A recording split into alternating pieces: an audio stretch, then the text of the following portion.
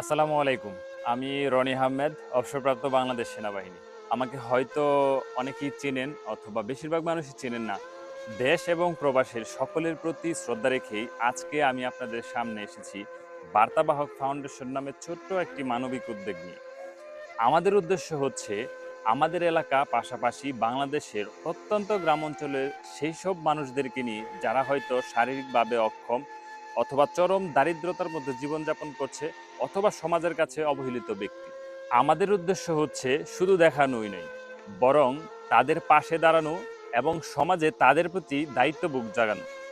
আমাদের কাজগুলোর মধ্যে রয়েছে মানবিক সহায়তা, যারা হয়তো গরিব অথবা অর্থের অভাবে চিকিৎসা করাতে পারছে না, অথবা ঘরের মেয়ে বিয়ে দিতে পারছে না, অথবা ঘরবাড়ি নির্মাণ ইত্যাদি কাজ আমরা মানবিক সহায়তার জন্য করে থাকব। দ্বিতীয়ত হচ্ছে শিক্ষা ও সচেতনতা।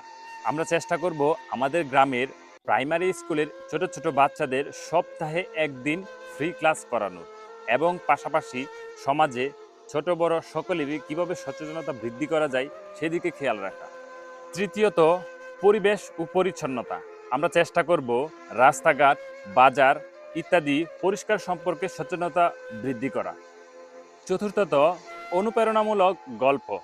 আমাদের এলাকায় অনেক ভালো মানুষ রয়েছে যারা নীরবে ভালো কাজ করে যাচ্ছে, আমরা চেষ্টা করব তাদের গল্পগুলো সামনে নিয়ে আসার জন্য। পঞ্চমত জরুরি সেবা। আমরা চেষ্টা করব বন্যা, জলোচ্ছ্বাস অথবা আগুনে পোড়ানো কোনো ঘটনা ঘটলে দ্রুত কমফোর্ট জোনে তাদেরকে একসাথে সহায়তা করা। সর্বশেষ বলতে চাই, আপনারা লাইক, কমেন্ট এবং শেয়ার করে পাশে থাকবেন। মনে রাখবেন, আপনার একটি শেয়ার হয়তো কারো জীবন বাঁচাতে পারে। ধন্যবাদ। ভালো থাকবেন। বার্তাবাহক ফাউন্ডেশন, আমরা মানুষ ও মানবতার পক্ষে।